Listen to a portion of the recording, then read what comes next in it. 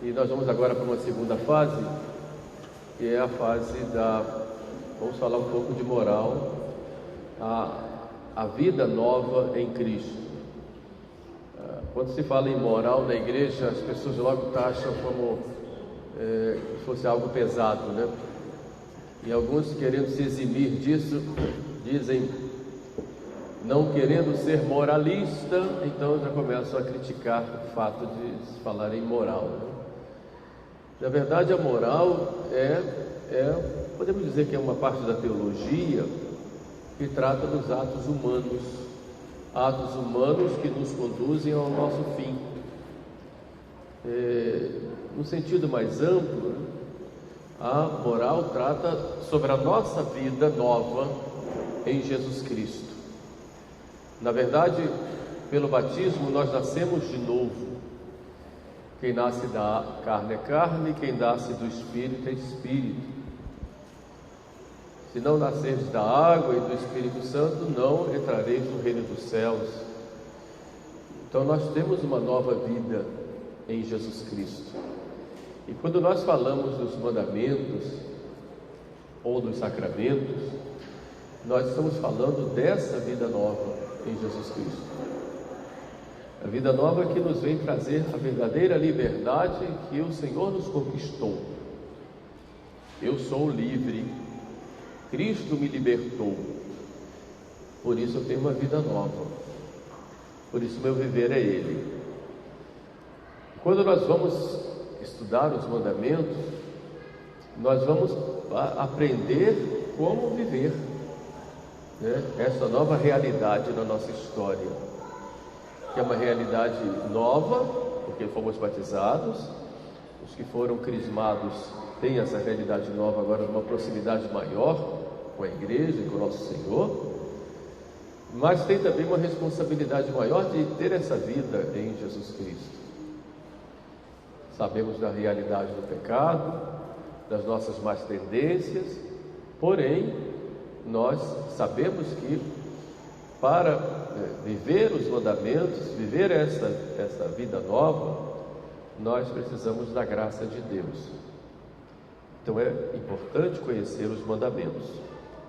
Tradicionalmente, os mandamentos vêm repetindo aquilo que Deus apresentou ao povo no Monte Sinai. O Decálogo, Deca, Logos significa palavra, Decálogo, as 10 palavras que Deus deu e colocou em tábuas de pedra, entregando a Moisés.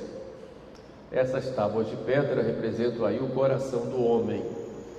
2 tábuas de pedra, na primeira tradicionalmente se colocam lá os mandamentos que se referem a Deus, e na outra os mandamentos que se referem ao próximo. Isto porque, segundo o próprio Jesus, toda a lei, todos os mandamentos se resumem em 2, né? No amor a Deus sobre todas as coisas e no amor ao próximo como a nós mesmos. Então vejamos aí, no primeiro dia, que gostaria de falar um pouquinho com vocês a respeito da liberdade. O que é a liberdade? Como viver essa liberdade? Nós recebemos a liberdade como algo natural. O homem é dotado de razão, de inteligência e de vontade, e por isso o homem é imagem de Deus. Passamos o homem à nossa imagem e semelhança. Então, pelo fato dele ter inteligência e vontade, a inteligência ilumina e a vontade age. E a vontade, ela tem essa liberdade de escolha, por ela que vai ser feita a escolha. E essa capacidade que o homem tem de escolher uma coisa e rejeitar outra, é o que se chama de liberdade. Essa é a liberdade natural, com a qual todos nós fomos criados. A liberdade, se pudéssemos definir, é o poder que cada um tem, baseado na razão, na inteligência e na vontade, de agir ou não agir, e de praticar ações deliberadas, ações livres, é claro. A liberdade só encontra a sua perfeição quando ela escolhe aquilo que é necessário e está ordenada para Deus. A liberdade natural é essa capacidade que nós temos de escolher as coisas. Então nós somos livres. E se nós tiramos a liberdade do ser humano, nós destruímos o ser humano. A liberdade de pensar, a capacidade de pensar uma coisa, não pensar outra, a liberdade de consciência, a liberdade de se expressar uma coisa, não expressar outra, essa capacidade que nós temos. Se é tirado isso, essa capacidade de nós agirmos sempre de acordo com a nossa consciência, é liberdade. Se essa liberdade nos é tirada, nós deixamos de ser homens, de ser pessoas humanas. Por isso, nas ideologias e nos estados totalitários em que não há liberdade nem de pensar, os homens são tratados como animais, embora se diga o contrário. Mas existe, por exemplo, uma espécie de ditadura sorrateira que é feita muitas vezes através de leis, através dos meios de comunicação, através da própria sociedade, que te oprime de tal forma que você tem que pensar daquela forma como todo mundo pensa. Aí você perde a liberdade. E uma maneira de tirar a liberdade do povo é não necessariamente oprimir com armas, mas oprimir com ideias a ponto das pessoas serem incapazes de pensar. Tirando a capacidade de pensar, que as pessoas só repetirem palavras, frases de efeito, então você perde a liberdade. E se você perde a liberdade, você deixa de ser um ser humano. Você passa a ser um robô controlado por quem tem interesses em você fazer tal coisa ou deixar de fazer outra. Então nós que somos cristãos, nós temos a liberdade que nos foi conquistada por Jesus Cristo. E essa liberdade não é apenas a liberdade natural que todo ser humano tem que ter, mas a liberdade moral, a liberdade daquele que foi resgatado pelo sangue do Cordeiro. Então existe aí a diferença entre a liberdade natural e a liberdade moral.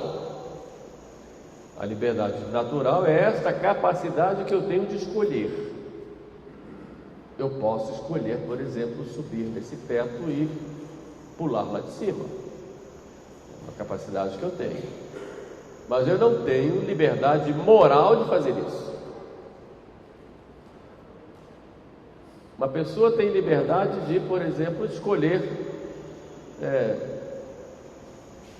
fazer o mal ou o bem. Uma liberdade natural, quer dizer, aquele poder, né? A inteligência, ela levar a vontade a escolher isso. É liberdade natural, mas não tem liberdade moral. Porque a liberdade moral é o quê? Aquela capacidade, aquela ordenação da liberdade para o bem, e é para Deus. Então não existe liberdade de errar, liberdade moral. Não existe liberdade para ofender a Deus e ofender ao próximo. Então a verdadeira liberdade, ela só vai existir se ela, no sentido moral, se ela for ordenada para o bem. Se ela não é ordenada para o bem, aquela liberdade mal utilizada vai se tornar causa de escravidão. Por isso disse Jesus: quem comete o pecado se torna escravo do pecado. A liberdade nos torna responsáveis pelos nossos atos, na medida em que nossos atos forem voluntários. Para que haja um ato humano, e aqui a gente tem que fazer a distinção entre ato humano e ato do homem. Um ato do homem é qualquer ato que o homem faça. O ato humano é quando o homem faz sabendo o que está fazendo e querendo fazer aquilo que está fazendo. Então, para haver um ato humano, é preciso que haja não só o ato como tal, mas haja uma concorrência da inteligência, do entendimento e da vontade. Se eu, por exemplo, sou pressionado a fazer uma coisa e ajo pressionado e a minha vontade diz não, e mesmo assim eu faço, aí eu não tenho um ato humano, porque a minha vontade disse não. Se por acaso eu vou fazer uma coisa achando que estou fazendo outra, eu não tenho um ato humano. Eu vou, sei lá, andei na mata, estou lá com uma arma, vi o movimento, e aquele movimento lá, achei que era uma onça, dei um tiro para me defender, e era um homem, aí eu tenho um ato do homem, não um ato humano, porque ali a minha inteligência estava dizendo que ali era uma onça. Então eu tenho aí uma ignorância. Então a ignorância, ela me tira essa capacidade de ter um ato humano. Depois a gente pode discutir se a ignorância é vencível ou invencível, a gente pode ver um pouco depois. De qualquer forma, o ato humano tem que ter a concorrência da inteligência e da vontade. Por isso que todo ato meritório a pessoa tem que saber o que está fazendo, tem que querer fazer. A pessoa ajuda uma outra pessoa, obrigada a fazer. O que eu tenho que fazer, eu não quero, mas tenho que fazer, eu não quero. Então você não tem aí um mérito, porque você não tem um ato humano. Se você, por exemplo, faz uma coisa, por exemplo, que faz um ato mal, e aquele ato mal, você não sabe que é um ato mal, e não sabe, sem culpa própria, você não comete não tem ali um ato humano, tem um pecado. Para haver um pecado é preciso que saiba que é pecado e que queira fazer, porque aí você tem um ato humano. Então, um ato no qual concorre o conhecimento e a vontade livre. Podem diminuir ou eximir da responsabilidade algumas causas. Por exemplo, a ignorância. Eu não sei o que eu estou fazendo, eu não sei, não tenho conhecimento disso. A ignorância, ela pode ser vencível ou invencível. A ignorância vencível é que pelos meios normais eu posso não ter mais aquela ignorância. Eu não sei que aquilo é uma coisa, é um pecado, por exemplo, e eu não tenho como saber. Então aí eu tenho uma ignorância invencível. Eu não tenho como saber pelos meios comuns, normais. Agora, uma ignorância invencível. Agora, se é uma ignorância vencível, eu não sei porque eu não quero saber, eu não me esforço para saber, então aí eu tenho culpa da causa da ignorância. Não quero saber mais, eu não vou estudar mais os mandamentos, não vou estudar mais moral, porque quanto mais eu estudar, mais eu vou saber, então eu vou cometer pecados. Mas aí você vai pecar por ignorância, pecar na causa. Ignorância que é vencível. Entenderam? Então a ignorância, ela pode ser causa de não haver um ato humano. Pode diminuir, pelo menos, a sua responsabilidade ou até eximir. Mas pode, por exemplo, a violência. Você faz uma coisa por coação, por uma violência. Alguém te coagiu e você foi obrigado a fazer uma tal coisa, então ali você não tem um ato humano. Confessou o crime porque estava sob tortura, não é um ato humano. Ou então casou porque tinha uma espingarda nas suas costas, disse sim, se dissesse não, tiro corria. Então não tem aí um ato humano. Graças a Deus isso não acontece mais. Mas ponhamos que pode ter, pelo menos diminuir a responsabilidade. Casou com a filha do patrão para não perder o emprego. Se não casar com a minha filha, eu te mando embora. Tem um ato humano aí, pelo menos diminui a tua responsabilidade. E isso vai levar, inclusive, até a nulidade no matrimônio, no caso aí específico. Por quê? Porque você disse um sim no coração, estava dizendo não, ou estava dizendo um sim apertado pelas circunstâncias. Não é? Uma paixão, por exemplo, violenta, a pessoa tem um estado grande de paixão, comete um desatino. Isso pode diminuir a responsabilidade. Em estado de embriaguez fez alguma coisa, aquilo pode diminuir a responsabilidade, a não ser que antes de se embriagar já sabia que aquilo poderia acontecer, então você vai ter um ato voluntário em causa. na causa. Eu sei que eu vou começar a beber, daqui a pouco vou perder o controle, etc, etc. Entenderam? O medo, né? O medo pode diminuir a sua responsabilidade. Quanta coisa se faz por medo. E o medo, ele nos torna irracionais. A gente não consegue raciocinar por causa do medo. O medo é a trepidação, uma trepidação nossa em vista de um mal que pode vir, ou não. Então, a pessoa agindo por medo, a pessoa pode diminuir a sua capacidade de escolha. Faz por medo, né? Os hábitos, até as afeições desordenadas podem levar a pessoa a não ter consciência ou não ter aquela capacidade de escolha. Quer dizer, você vai ter um ato humano, vai ter a liberdade quando você tiver a capacidade de escolher ou não escolher. Está ali na sua frente estão dois caminhos. Eu posso ir para um lado, eu posso ir para o outro. Se você não tem essa capacidade de dizer sim ou não, você não tem liberdade. Entendeu? Então, quando você tira essa liberdade, você destrói o próprio ser humano. É claro que a verdadeira liberdade vai estar na obediência, né?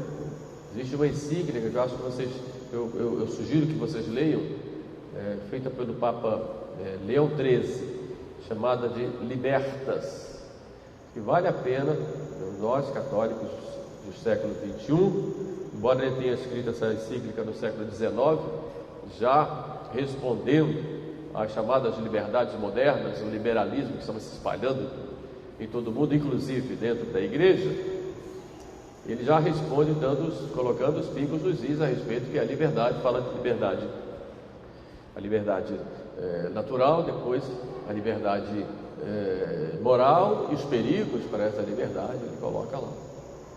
Muito bem. Então, encíclica Libertas, do Papa Leão XIII. E ele coloca lá que os mandamentos, eles são proteções para a nossa liberdade. E com a obediência aos mandamentos, nós somos livres, porque não caímos na escravidão do pecado e não nos perdemos. Agora, uma ação, como eu disse, pode ser indiretamente voluntária quando resulta de uma negligência. Foi o caso, por exemplo, eu sei que eu tenho que fazer tal coisa e não faço, e acontece um efeito ruim, então eu sou responsável por aquele efeito por negligência. Eu sei que tenho que dar um remédio para uma pessoa lá, meu pai, minha mãe, e não dei o remédio e ele passou mal, então eu sou culpado na causa. Foi uma negligência minha. No caso, por exemplo, da embriaguez, né? Eu sei que se eu for a tal lugar, vou me encontrar com tal pessoa e vai acontecer uma coisa ruim, um mal, um pecado. Então eu posso ser culpado pela minha negligência, né, que poderia não ter ido àquele lugar. Então eu tenho aí, e chegando lá, fui tomado por uma situação, por uma paixão, etc., e terminei caindo, terminei fazendo mal. Então, uma ação pode ser indiretamente voluntária quando na causa lá, eu voluntariamente fui negligente. Depois, uma ação pode ter duplo efeito, um bom e um mau. O efeito mau pode ser tolerado, mas nunca querido. Por exemplo, uma mulher que tem que fazer uma cirurgia e na cirurgia vai e retira o útero. É um efeito mau, mas ela precisa, porque o útero está tomado por câncer.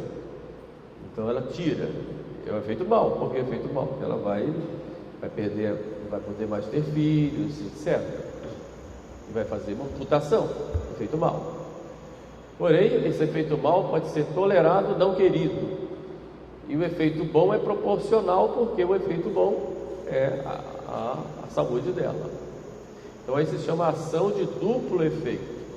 O efeito mau, ele não é querido, mas tolerado. em vista de um efeito bom proporcional. E não tem outra solução a não ser essa. Então é uma ação de duplo efeito.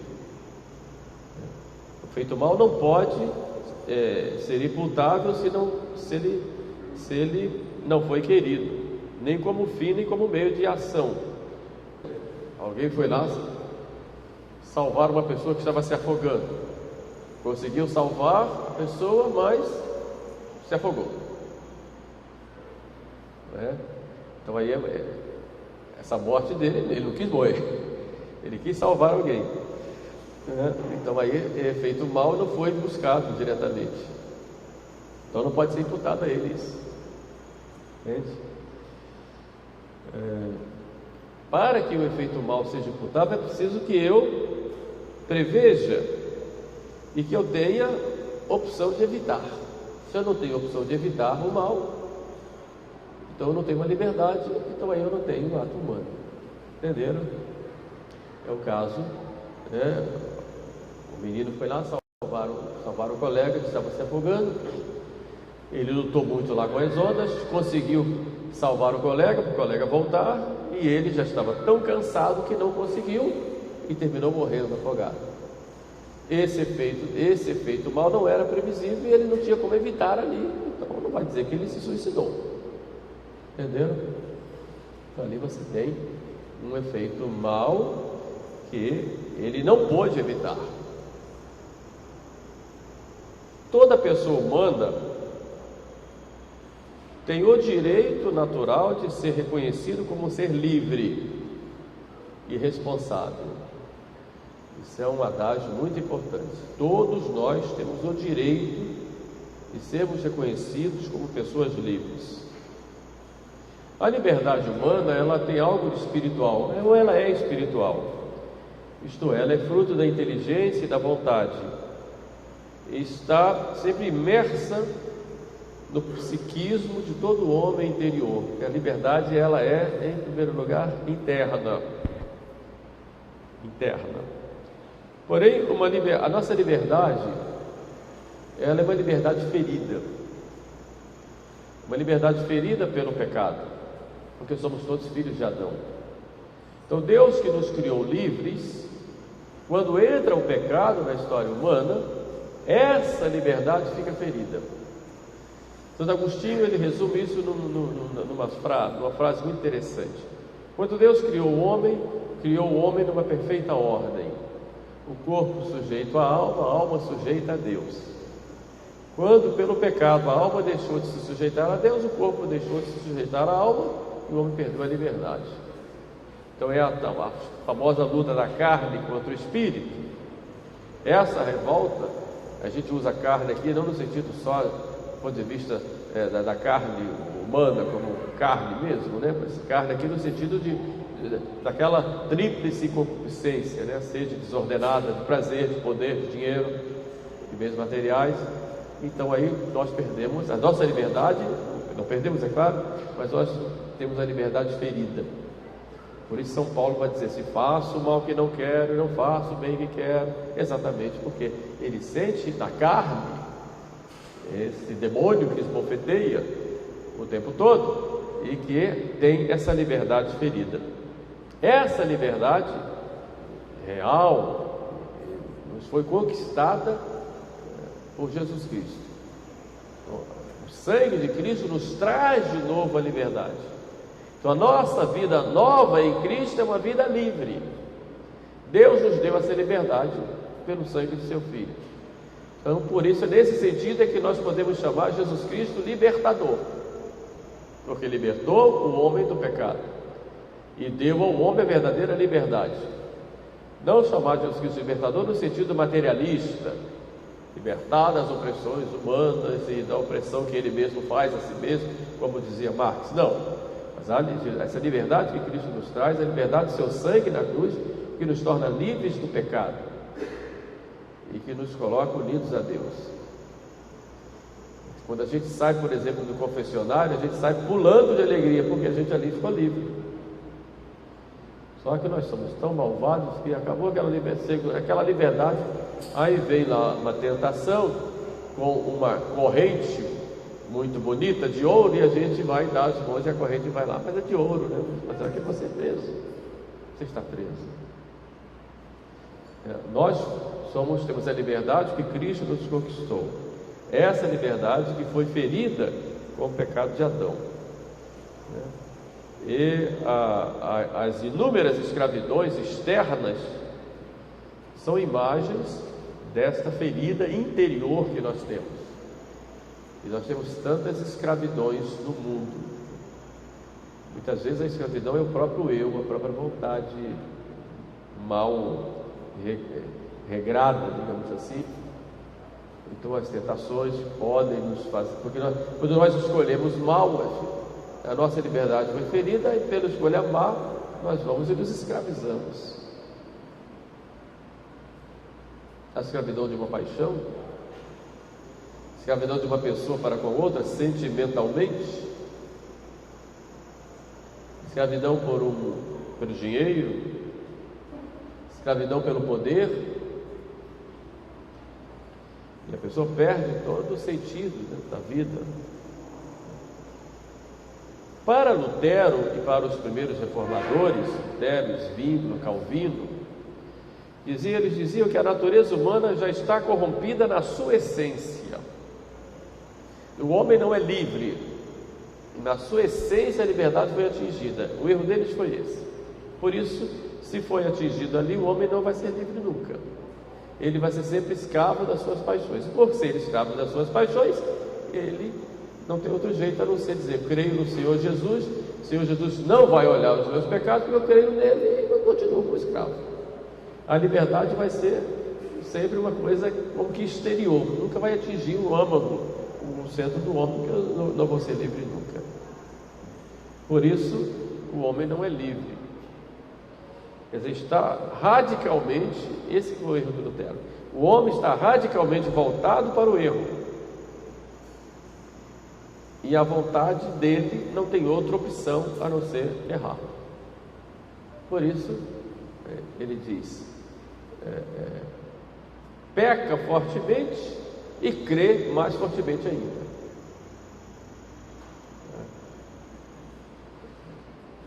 Ora, se eu suprimo a liberdade, eu suprimo o ser humano. Perco a capacidade de ser homem. Me torno como os animais. A ideia que o homem tem é terrível nesse sentido. Essa semana, acho que semana passada, um prefeito de uma cidade aí do interior do estado do Rio disse claramente, lá numa inauguração de uma creche, uma coisa assim: tem muita criança que tem que castrar essas meninas para que não tenham mais filhos. Que absurdo ter tantos filhos assim. Então é preciso castrar essas meninas, porque fica dando trabalho para a prefeitura de ter que fazer creche, não vai ter creche que chegue. Absurdo isso. Por acaso são animais? Mas para ver o sentido que essa pessoa tem de liberdade. Aqueles que estão sujeitos a mim, eu trato como animais. Então eu vou regulamentar quantos filhos deve ter e sua capacidade de gerar ou não gerar. Quer dizer, eu fui lá e tratei como um animal e acabei com a liberdade da pessoa. Então, essa mentalidade totalitária, ela destrói a pessoa. E se eu digo que tem que castrar as meninas para não terem filhos, eu estou tirando totalmente a liberdade de escolha dessas meninas. Mas eu quero ter um filho. E aí? Mas eu quero ter um filho. Tirei a liberdade, transformei-o em um animal. Entenderam? Existem certas ideologias que têm as pessoas como se fossem animais. Animais. Depois a própria pressão social, ela torna a pessoa como animal. Imagina uma menina, por exemplo, que foi violentada por uma criança, foi violentada por um adulto e engravidou.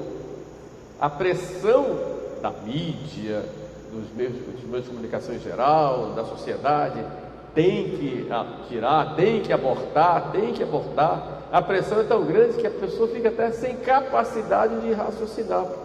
Há casos, e a gente conhece pelo menos um, em que a menina foi retirada dos pais, colocada num centro, e naquele centro ali tinha só pessoas abortistas, e na história de que vão dar apoio, e resultado, a menina terminou indo para um hospital, e foram lá e fizeram o aborto da menina, em modo, aspas e muitas aspas, legal.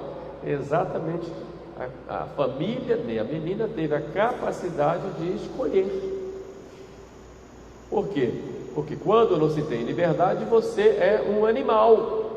Então, assim como eu faço com os animais, em tese, porque hoje os animais gozam de mais liberdade do que o ser humano, né? Em muitos lugares aí, as pessoas até dizem: nossa, ele é temperamental, ele é genioso, olha só, um cachorrinho, um gatinho, etc. Tem que deixar livre, né? Solta lá na mata, porque o habitat natural, porque ele tem que ser livre. O pássaro tem que ser livre, a tartaruga tem que ser livre, o macaquinho tem que ser livre, né? As cobras têm que ser, todos os animais têm que ser livres, menos o homem. Viramos tudo. Quer dizer, os animais que não são livres porque agem pelo instinto, o escorpião vai dar a sua picada e vai soltar o seu veneno, mesmo que você o tenha salvo de algum perigo, porque é o instinto dele. Ele não é livre. Não existe liberdade, porque ele age pelo instinto. A ele, eu vou dizer assim: você é livre. E o escorpiãozinho, você é livre. Agora o ser humano não é livre. Faz aquilo que ele é ordenado por alguém, por uma sociedade, etc. Então, suprimir isso no ser humano é tornar o homem, a gente dizia antigamente, como os animais, mas hoje a gente acha que os animais têm mais direitos humanos do que os humanos, né? Então vamos ficar piores do que os animais. Piores do que os animais.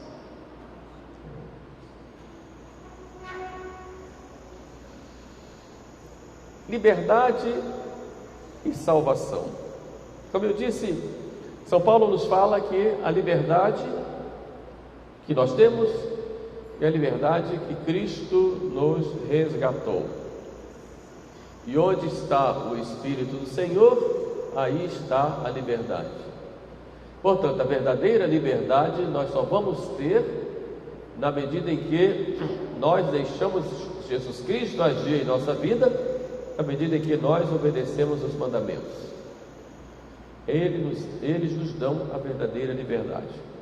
E quando nós desobedecemos, nós perdemos essa liberdade, nós nos tornamos escravos.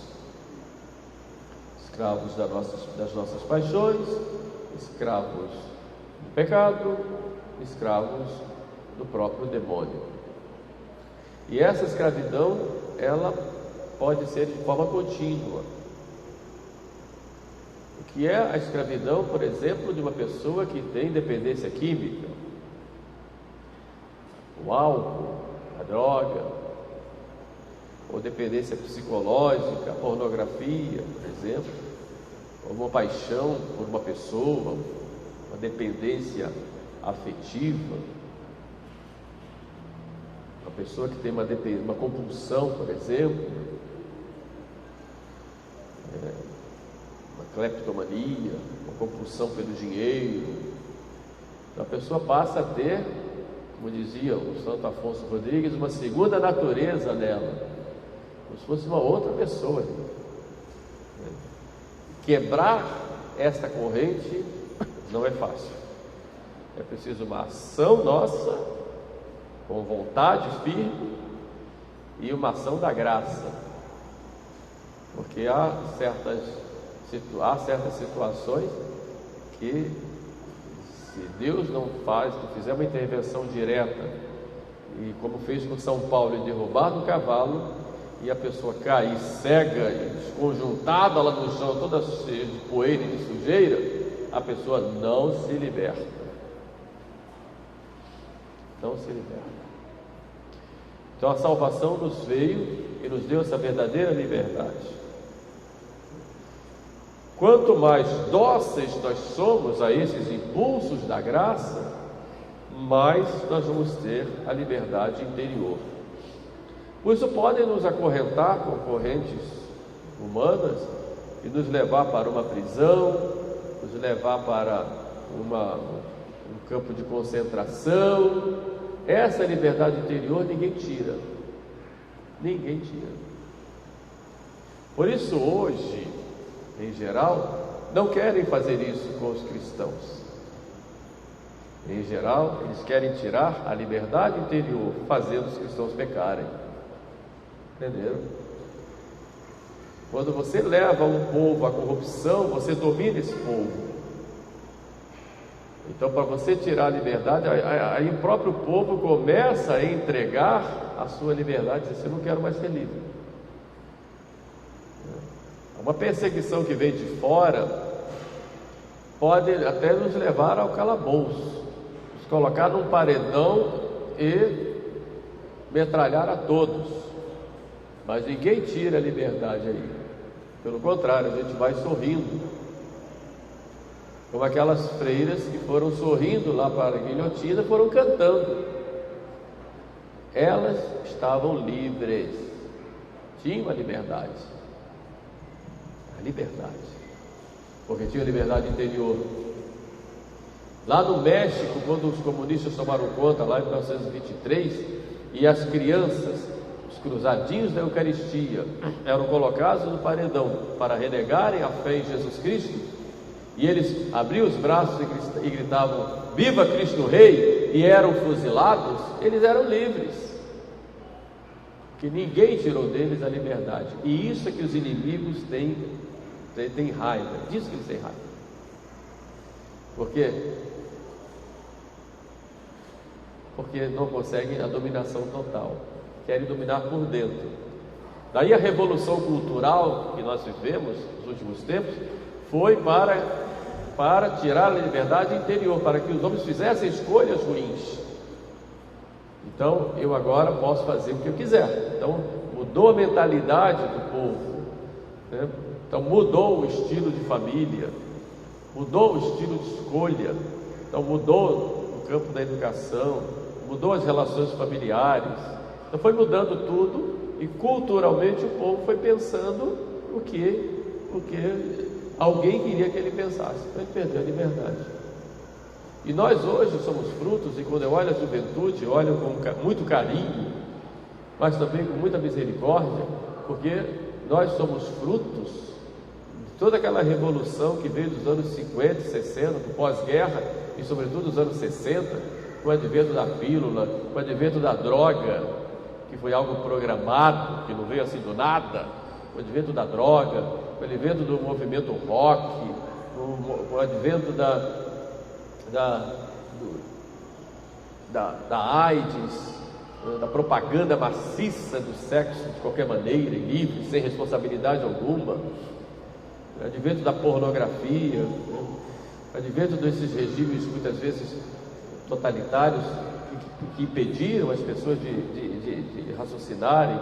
Toda essa cultura revolucionária que aconteceu, destruindo os valores tradicionais, destruindo a família, os seus valores evangélicos, com críticas. Então nós vemos hoje destruição até do próprio ser humano, na sua sexualidade, na sua capacidade de ser homem, ser mulher, e outras coisas mais. Então nós vamos vendo tudo isso e olhamos com um olhar de misericórdia, porque os nossos jovens hoje foram concebidos e cresceram diante de toda essa situação que nós vivemos, e nós temos aí pelo menos 50 anos de uma revolução cultural total em todos os meios de comunicação, nas relações familiares, na educação, e na arte e tudo mais. Ou seja, é um milagre da graça a gente ainda ter jovens católicos hoje. É um milagre. E é interessante essa busca do jovem por nosso Senhor, é algo que não estava previsto na história de quem programou tudo. O jovem tem que se drogar, o jovem tem que fazer sexo à vontade, o jovem tem que cair na barra, tem que se satanizar, tem que quebrar todas as regras, não pode ter regra nenhuma, tem que ser anarquista. Assim a gente domina. Então, quando nós vemos jovens hoje rezando o terço, embora muitas vezes sejam chamados de fundamentalistas ou fanáticos, pode chamar do que quiserem, nós vemos isso aí, um milagre da graça. Quando vemos casais jovens se casando, querendo ter filhos, educar os seus filhos no caminho do Evangelho, no caminho de Deus, esse é milagre da graça, porque não era para acontecer isso. Por isso existe hoje grande perseguição ideológica àquilo que a igreja sempre ensinou, inclusive dentro da igreja. São moralistas, são fundamentalistas, são atrasados, estão fora da realidade, são muito devocionais, não são engajados. Essa é a ideia que se passa. Então, mas tudo isso por quê? Porque não se conseguiu tirar a liberdade, embora se trabalhe muito para isso. Então é possível que, uma vez que não se conseguiu tirar essa liberdade interior, então é possível que, num ato de desespero, procure então tirar a liberdade exterior. Então vamos prender essa gente aí, porque é a única maneira que tem da gente dominar. Entendeu? Então nós que somos cristãos, o que nós queremos? Queremos só viver a nossa liberdade de filhos de Deus. Queremos viver a nossa fé, queremos seguir a nosso Senhor Jesus Cristo, queremos obedecer aos mandamentos. Então, só isso. Queremos salvar a nossa alma.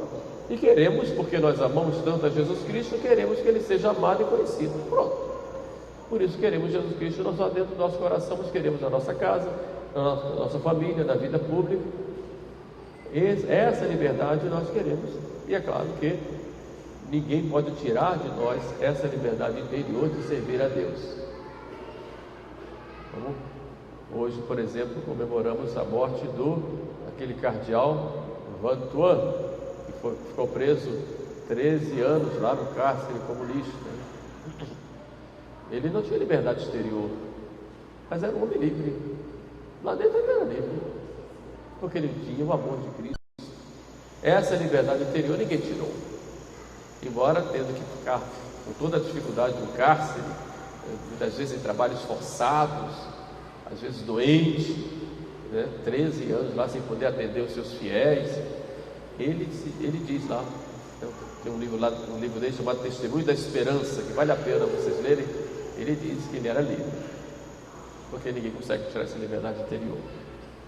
Então, quando não se consegue a interior, então a gente vai para o exterior, porque aí a gente coloca todo mundo dentro de uma prisão, e aí a pessoa não pode mais agir e vai fazer mal aos outros. Entenderam? Outra coisa que procuram também é desmoralizar a pessoa, acabar com a reputação da pessoa. Vou acabar com a reputação, porque acabando com a reputação eu destruo a pessoa. Entendeu? E então é algo assim que realmente pode acontecer. Não desacredito a pessoa daquilo que a pessoa faz e ensina. Mas nós temos sempre que contar com a graça de Deus. Então, quanto mais nós somos dóceis à graça de Deus, aos impulsos da graça, tanto mais livres nós somos, mesmo diante das pressões e provocações que o mundo pode nos trazer. Então vamos pedir a nosso Senhor sempre: Senhor, que eu seja livre e que tenha essa verdadeira liberdade que só Tu pudesses trazer para mim. Amém.